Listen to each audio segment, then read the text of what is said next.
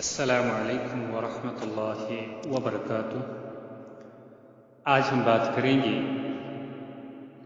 فقہ کے بارے میں، اور اس فقہ میں جو آج ٹاپک ہے ہمارا وہ ہے فقہا میں اختلاف کی وجوہات۔ جب ہم فقہ کی کتابوں کا جائزہ لیتے ہیں تو ایسا محسوس ہوتا ہے کہ 95% مسائل میں فقہا کے ہاں ایک سے زیادہ اوپینینز آرا موجود ہیں۔ جب ایک جدید تعلیم یافتہ شخص ان اختلافات کو دیکھتا ہے تو اسے اتنی وحشت ہوتی ہے کہ بسا اوقات وہ دین اور علماء سے ہی بدظن ہو جاتا ہے۔ تو اس سلسلے میں کچھ چیزوں کو سمجھ لیجئے۔ نمبر 1 یہ کہ انسانی علوم کی 2 قسمیں ہیں، ایک تو ہیومینٹیز اور دوسرے ایبسٹریکٹ سائنسز۔ یہ جو ہیومینٹیز ہوتے ہیں ان سارے سبجیکٹس میں ایک ہی چیز کے بارے میں ڈفرنٹ اوپینینز ہوتے ہیں، اس لیے یہ دین سے خاص نہیں ہے کہ دین میں کسی چیز کے بارے میں ڈفرنٹ اوپینینز ہیں، بلکہ آپ کسی بھی ہیومینٹیز کے سبجیکٹ کو لیجئے، پولیٹیکل سائنس اٹھائے، اکنامکس اٹھائے، سائیکالوجی اٹھائے، سوشالوجی اٹھائے یا اسی طریقے سے اور اٹھائے، آپ دیکھیں گے کہ ہر ایک میں ایک ہی چیز کے بارے میں ایک سے زیادہ اوپینینز ہیں۔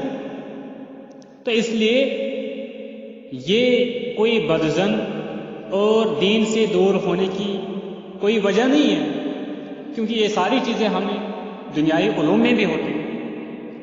دوسری جو علم کی قسم ہے وہ ایبسٹریکٹ سائنسز، اس میں جیسے 2 اور 2 4، وہ اس میں کسی اور کا اختلاف، کسی کا بھی اختلاف نہیں ہوتا ہے، لیکن چونکہ دین کا تعلق ہیومینٹیز سے ہے تو اس لیے باقی دنیائی علوم جو ہیومینٹیز میں آتے ہیں ان کی طرح یہاں بھی ایک سے زیادہ یعنی اوپینینز ہوتے ہیں ایک ہی چیز کے بارے میں۔ اس کے بعد یہ سمجھے کہ یہ جو فقہ ہے یہ ایک انسانی کاوش ہے، یہ ہیومن ورک ہے، اور علم انسانی ورک یعنی ہیومن ورک ہے کہ اس کا جو سورس ہے وہ وہی الہی ہے، وہ اگرچہ وہی الہی ہے لیکن بہرحال اس وہی الہی کو سمجھنے کے لیے انسانی عقل اس میں ملوث ہوتی ہے۔ تو اس لیے یہ فقہ جو ہے یہ ایک انسانی کوشش اور کاوش بن جاتی ہے۔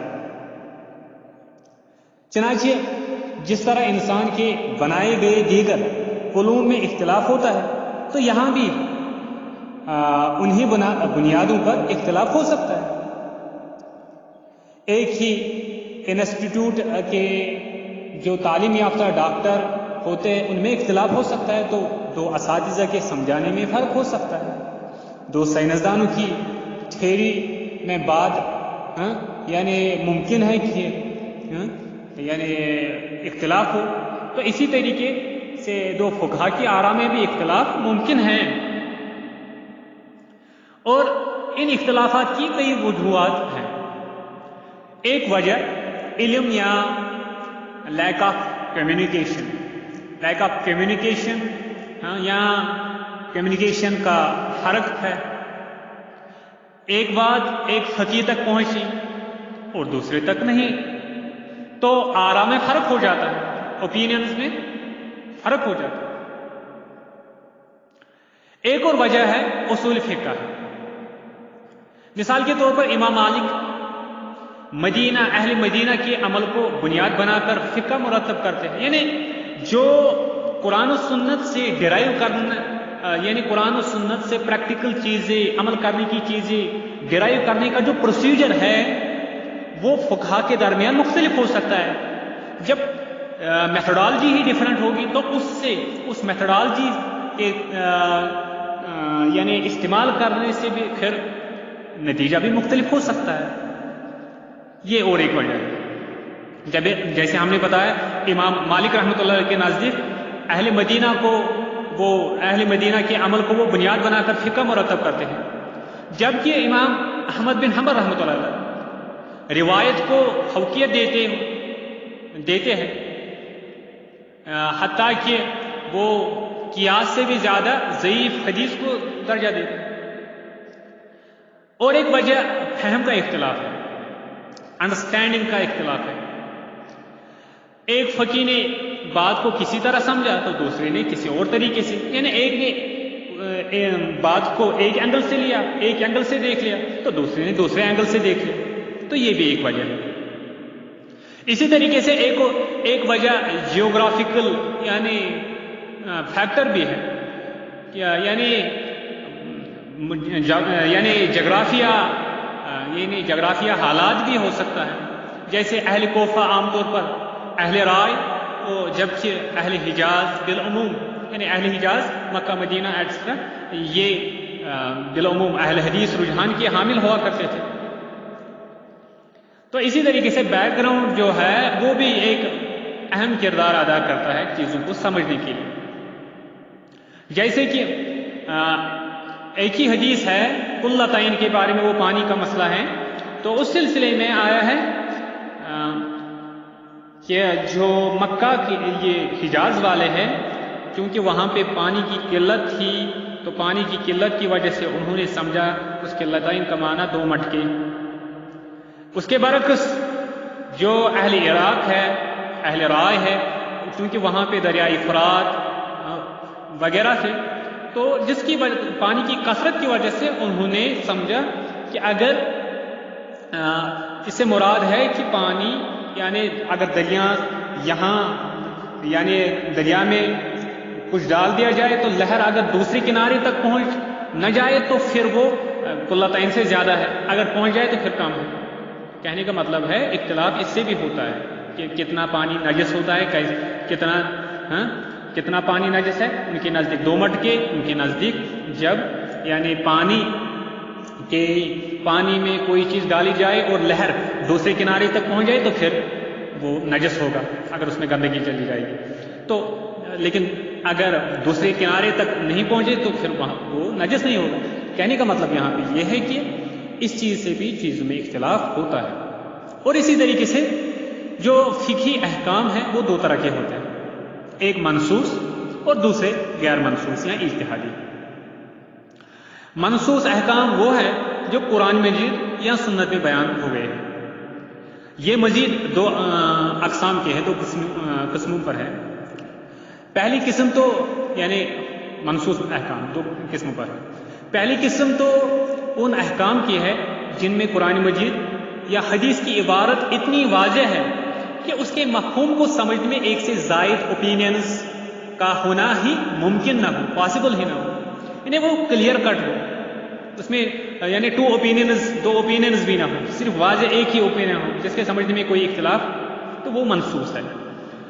تو وہ منسوس کی ایک قسم ہے. دوسری قسم اس کی ہے وہ ہے یعنی دوسری قسم کے احکام وہ ہے جن کے معنی کو سمجھنے میں اختلاف رائے، ڈفرینس آف اوپینین ہو سکتا ہے، کیونکہ مختلف فقہا کو مہارت زبان کو سمجھنے میں مختلف درجے کی ہو سکتی ہے. یہ اور ایک وجہ ہو سکتی ہے. تو اس کے علاوہ یاد یہ بھی رکھیں کہ بعض اوقات یہ ہوتا ہے کہ ایک عالم، ایک ماہر فقہ الفاظوں کا ظاہری مطلب لیتا ہے، لٹرل میننگ لیتا ہے، تو کوئی میننگ بٹوین دا لائنز لیتا ہے، یعنی الفاظوں کا مجازی معنی، تو یعنی اس کے مد نظر ہوتا ہے مقصد. تو اس کی وجہ سے بھی یعنی فقہا کے درمیان اختلاف رائے ہوتا ہے، اس کی وجہ سے بھی اختلاف رائے ہوتا ہے. تو اس کے علاوہ بھی مختلف یعنی چیزیں ہیں جن کی وجہ سے یعنی اختلاف رائے یعنی ائمہ میں ہوتا ہے. یہ کوئی بڑی بات نہیں ہے. تو لیکن جس وقت ان چیزوں کو یعنی انسان یعنی حسد، بغض، کینہ اور نفرت، عداوت اور ایک دوسرے کو کفر و شرک کا فتویٰ دینے کے لیے اگر یہ چیزیں استعمال ہوں گی تو پھر یہ چیزیں جان لیوا ہے، یہ چیزیں ایک معاشرے کو تباہ کرنے والی ہے. تو اسی سے پھر یعنی وہ خانہ جنگی اور وہ متشددانہ مزاج پیدا ہوتا ہے. تو یہ مختلف چیزیں ہیں جن کی وجہ سے یہ اختلاف ہوتا ہے.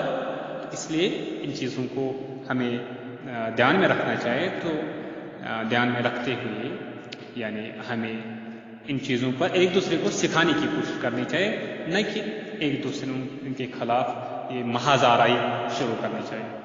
اس کے علاوہ بھی کچھ اور چیزیں ہیں جیسے کہ جو احادیث میں وارد احکام ہوتے ہیں ان میں اختلاف ہوتا ہے.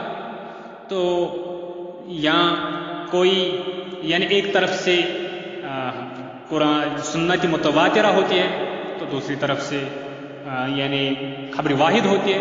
تو یہ بھی ایک وجہ ہے. یا اس کے علاوہ بھی کچھ وجوہات ہیں. کچھ علماء کے نزدیک کوئی چیز منسوخ ہوتی ہے، کچھ کے نزدیک منسوخ نہیں ہوتی ہے. تو یہ مختلف وجوہات ہیں جس کی وجہ سے یہ اختلاف ہوتے ہیں. تو ہمیں اختلافات کو ایک دوسرے کو سمجھانے کی کوشش کرنی چاہیے احسن اندازے میں، احسن طریقے میں.